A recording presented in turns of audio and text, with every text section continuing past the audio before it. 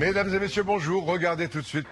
La santé à présent et une journée nationale de l'audition aujourd'hui. L'occasion pour nous d'évoquer un problème que subissent en France presque 4 millions de personnes, dit-on, les acouphènes, des bruits qu'on a constamment dans la tête et qui rendent la vie impossible. Reportage d'Isabelle Marc et Erin Lafourny. Une grande fête d'anniversaire, un choc à la tête et la musique à fond dans son casque audio toute la nuit. Au matin, c'est le cauchemar que Frédéric Deban décrit dans un livre. La musique avait laissé la place à un vacarme que je n'arrivais pas à identifier et je n'entendais plus rien. Du matin au soir, j'ai un Boeing 747 en phase de décollage dans l'oreille gauche et il me reste 20% sur la droite. C'est irréversible, oui. Ce vacarme, ce sont les acouphènes. Lorsque le son parvient à l'oreille interne, il atteint ce qu'on appelle les cellules ciliées chargées de transmettre le signal au cerveau.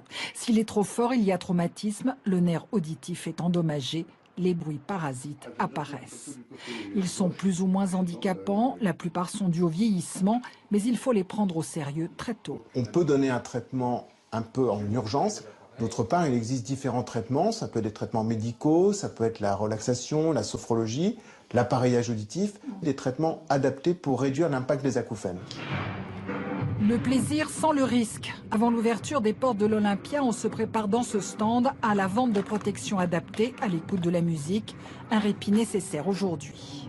Maintenant, on a beaucoup de sons dans les oreilles en permanence. Donc c'est pour ça qu'aujourd'hui, quand on va dans un concert, c'est bien de se protéger le soir pour ne pas amplifier le phénomène de dégradation du capital auditif.